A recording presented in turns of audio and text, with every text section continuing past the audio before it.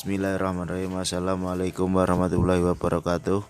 Perkenalkan, kami dari kelompok 2 yang beranggotakan Dzalika Angelina, yang kedua saya Muhammad Ibnu Masruri, yang ketiga Fitri Nur Hidayati, yang keempat Afriska Eka Wulaningrum, yang kelima Syahrina Mesyarah. Di sini kami akan menyampaikan yaitu sukuk dalam pasar modal. Yang pertama adalah pengertian sukuk. Sukuk atau disebut dengan obligasi syariah adalah surat berharga sebagai instrumen investasi yang diterbitkan berdasarkan suatu transaksi atau akad syariah yang melandasi yang dapat berupa ijarah atau sewa, mudharabah bagi hasil, dan musyaroah atau yang lainnya.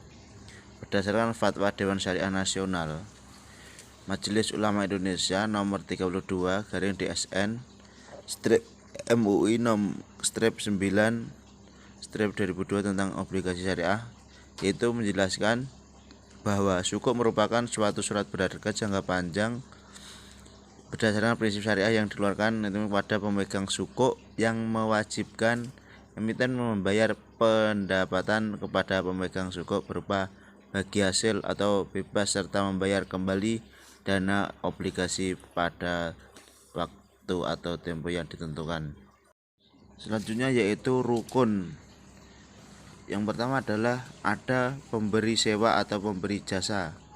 Yang kedua penyewa atau pengguna jasa untuk memperoleh manfaat atau objek yang disewakan. Yang ketiga adalah objek yang disewakan yang dikuasai oleh muajir di mana mustajir. Yang keempat adalah membayar harga sewa kepada muajir untuk jangka waktu yang telah ditentukan. Selanjutnya saya akan menjelaskan tentang syarat akad ijarah. Yang pertama, barang dan jasa harus halal sehingga transaksi atas barang dan jasa yang haram menjadi batal demi hukum syariah. Yang kedua, harga barang dan jasa harus jelas.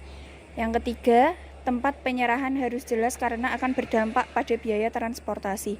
Yang terakhir, barang yang ditransaksikan harus sepenuhnya dalam kepemilikan karena tidak boleh menjadi barang yang belum dimiliki atau dikuasai seperti yang terjadi pada transaksi short selling dalam pasar modal. Selanjutnya saya akan menjelaskan tentang pembagian sukuk. Berdasarkan institusi yang menerbitkan sukuk di Indonesia terbagi menjadi dua, yaitu sukuk yang dikeluarkan pemerintah atau sukuk negara dan sukuk korporasi. Yang pertama, sukuk negara berdasarkan Undang-Undang Nomor 19 Tahun 2008, Pasal 1 Ayat 1 Surat Berharga Syariah Negara, selanjutnya disingkat SBSN atau dapat disebut sukuk negara, adalah surat berharga negara yang diterbitkan berdasarkan prinsip syariah sebagai bukti atas bagian penyertaan terhadap aset SBSN, baik dalam mata uang rupiah maupun valuta asing. Yang kedua, sukuk korporasi. Sukuk korporasi merupakan sukuk yang dikeluarkan oleh perusahaan atau swasta sebagai emiten. Emiten penerbit sukuk tersebut berasal dari beragam jenis usaha, mulai dari perusahaan telekomunikasi, perkebunan, transportasi, lembaga keuangan, properti, sampai industri swasta. Dalam hal ini menjadi underlying aset dari sukuk korporasi ini adalah aset dari perusahaan atau anak perusahaan yang dimiliki. Yang menjadi dasar peraturan mengenai sukuk korporasi yaitu Undang-Undang Pasar Modal Nomor 8 Tahun 1995 dan Fatwa DSN MUI Nomor 32 Tahun 2002. Selanjutnya, tujuan penerbitan sukuk. Yang pertama, memperluas basis sumber pembiayaan perusahaan. Yang kedua, mendorong pertumbuhan dan pengembangan pasar keuangan syariah di dalam negeri. Yang ketiga, memperluas dan mendiversifikasikan basis investor. Yang keempat, mengembangkan alternatif instrumen investasi. Yang kelima, memperluas usaha perusahaan. Yang keenam, pihak-pihak yang terlibat dalam sukuk. Selanjutnya, pihak-pihak yang terlibat dalam sukuk. Yang pertama, emiten.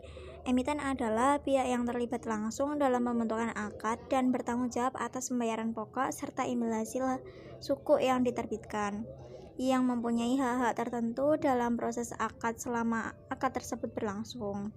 Di antara hak-hak tersebut adalah hak atas underlying aset, hak atas keuntungan dan kerugian, profit dan sharing, dan hak terhadap biaya pemeliharaan underlying asset. Yang kedua, SPV, badan hukum yang didirikan khusus untuk penerbitan suku dengan tugas utama antara lain melakukan pensekuritan aset, pengeluaran sertifikat suku mengikuti kontrak tertentu, penjualan suku kepada investor, penentuan keuntungan, penembusan suku. Yang ketiga, investor.